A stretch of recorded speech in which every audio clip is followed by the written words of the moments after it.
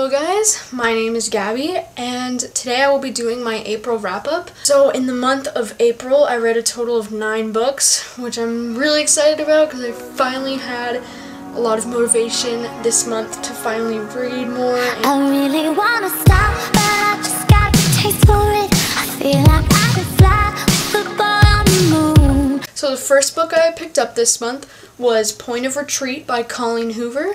I gave this book 5 out of 5 stars. I really loved it. This is actually the second book in the Slam trilogy by Colleen Hoover. I didn't like Slammed as much as I liked this one because this one just dives deeper into the story of Will and Lakin, and I actually liked Will and Lakin a lot better in this book. I think they developed a lot more as characters, and I actually read this on Easter because this Easter I was like sick laying in bed all day, so I just picked this book up and I finished it in a couple of hours, and I really loved it. It was really good. The next book I picked up was actually an ebook, and that's Volition by Lily Paratus, I believe is how you say her last name.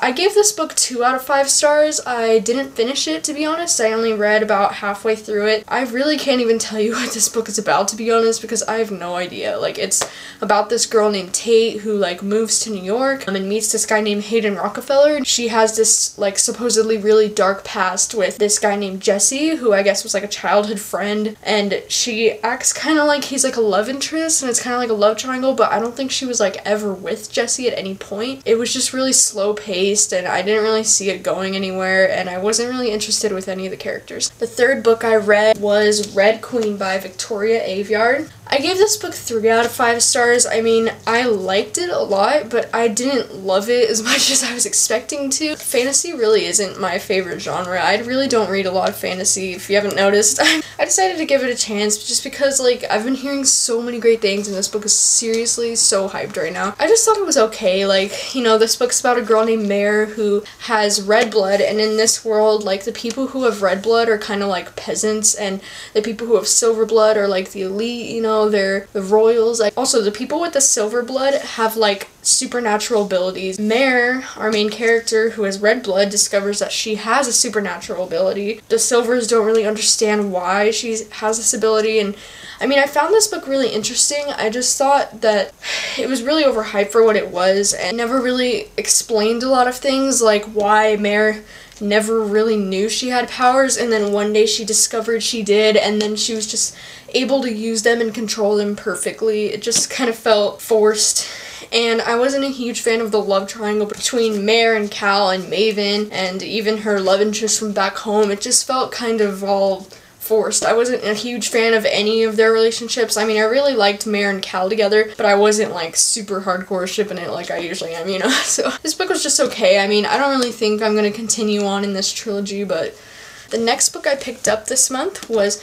Unravel by Calia Reed, and holy freaking shit, you guys, this book was amazing. I gave it 5 out of 5 stars. This book is actually a thriller about a girl named Naomi who ends up in this mental hospital, and she doesn't remember why. There's this boy named Lachlan from her past that has been her love interest pretty much. He's like a first love, and she meets this guy named Max who's like this stockbroker, and he's, you know, successful, and they really hit it off and stuff. So going between past and present perspectives of her past with Max and Lachlan, and then her present in this mental hospital, there is like the biggest reveal at the end of this book. Like, my jaw just like hit the floor. I did not expect it at all. There's 2 big plot twists, like, back to back, and like the first one, a lot of people said they were expecting the whole story, but like I wasn't, so I was like, oh my god, like freaking out. And then right after that, boom, second huge plot twist that changes everything, and I was like, oh my god. This book kind of reminds me of like Shutter Island, if you've ever seen that movie, where it's like your main character's very confused and they don't really understand who they are, and it's just really creepy and crazy, and I love this book. It was so good, you guys. If you're into thrillers, I would strongly suggest picking this up. It is very, very good. The next book I read this month is The Perks of Being a Wallflower by Chbosky. I finally got around to reading this. Oh my god. I've been wanting to read this book for like years now. I mean, I saw the movie in 2012, and so it's been like 3 years that I've been meaning to get around to this at some point. I finally read it, and as you can tell by all the tabs, I really loved it. It was really good. I gave it 4 out of 5 stars. I mean, I didn't love it, I think, as much as some people do, but I just really felt so attached to Charlie, and I felt so emotional. Like, this book was making me so depressed while I was reading it, because there's some, like, depressing shit going on in this book, and, like, it's just really hard to read sometimes. But this book definitely reminded me of, like, being a freshman in high school. High school was really hard. Like, high school is hard for me, high school is hard for Charlie. I just relate to it a lot in that way, and I don't know, at the end of the day, this book does give me a lot of hope, though. It was really beautiful.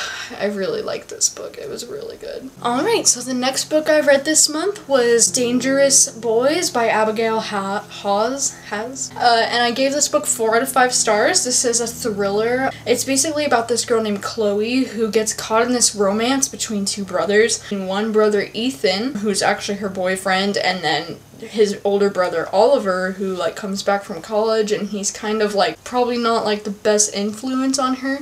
There were some plot twists that I really wasn't expecting throughout the book, so it's kind of cool because throughout the book it's going from like past perspectives to future perspectives, and like the past perspectives are all of how she met Ethan, and every other chapter will go to the present where there's like a fire in the house and there's a knife involved, and it's Oliver against Ethan, and you don't really know which one's gonna make it out alive type of thing.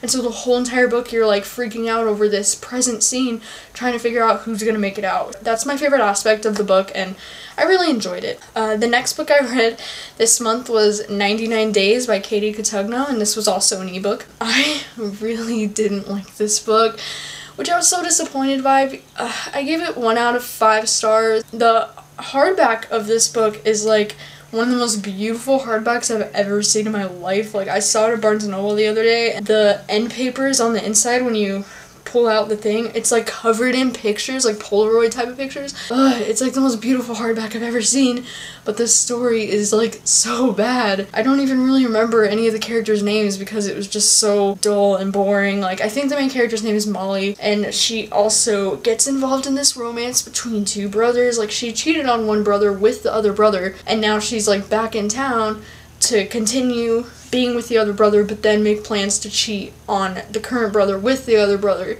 It's just, I tried so hard. I wanted to love this book like so much. You guys know it was in my most anticipated books of 2015, so it's safe to say I was highly disappointed. And the next book I read was Things We Know by Heart by Jessi Kirby, and this was also an ebook. This book is about this girl named Quinn who loses her boyfriend in some kind of accident. I believe he dies suddenly, and so he's like an organ donor, so he donates his organs to people who need them. She sends out a letter to the guy who has her boyfriend's heart, and he like doesn't respond, so she decides to like track him down in her real life, and of course, you know, they meet up, and he doesn't know like what the situation is, but they hit it off. They begin a relationship. I thought this book was cute. It was like a little bit cliche. I gave it 3 out of 5 stars, but it's more like maybe like a 2.5 out of 5. I liked it. It's just, it was really predictable, and like I felt like nothing was really happening throughout the entire book, and I was like looking and I was like, there's only like 50 pages left and like nothing has really happened yet, and so that was kind of disappointing. But the thing I did like about the book was Quinn's relationship with her sister and her dad, just because it reminded me a lot of like my relationship with my sister and my dad. But I just expected a book like this to just literally tear my heart apart, because like I'm an emotional person. When I read books I cry. Like, it's not, you know, it's something I do often, so when I don't cry for a book that's like supposed to be this emotional, it's just kind of a bad sign, I think. So, and the last book I read in the month of April was The Remedy by Susan Young, and I loved this book. I gave it 5 out of 5 stars. This is actually a prequel to the Program series by Susan Young, and if you didn't know, I'm a huge fan of the Program duology. It's just the Program and the Treatment are the 2 books in the Program duology, and then this book takes place before the Program began. Follows a girl named Quinn who's a closer, and basically what she does is she, like, when somebody dies, that's a young teenage girl, she will mimic the person who they were and go in to see the family to help them grieve their daughter, and she will help them move along with the grieving process. So she's basically just pretending to be the person who died to help the family move on. And I thought that was very interesting. This book is like really good. If you like the program, then you have to read this book. Like, I was so blown away, and the characters were really believable and realistic, and like I felt so emotional at times. Like, I cried at least 3 times while I read this. Like, I really wasn't expecting to like it as much as I did, but I should have known because Susan Young is like an amazing writer. I was so caught up in this like kind of like a love triangle between Quinn and Deacon and Isaac. Might do a full book review on The Remedy because I have so much to say about it, but I just really loved it, and I highly recommend checking it out. And if you haven't read the program series yet, I strongly recommend that too because it's one of my favorite series of all time. Those are all the books I read in the month of April. It's been a pretty great reading month for the most part. I mean, there has been a couple of not so great books, but I enjoyed it. I have a few tags lined up that I want to do very soon, so I'm sorry my room is like such a mess. Like, we're kind of in the process of moving right now, so it's really empty in here. But thank you guys so much for watching. I really appreciate it. See you next time.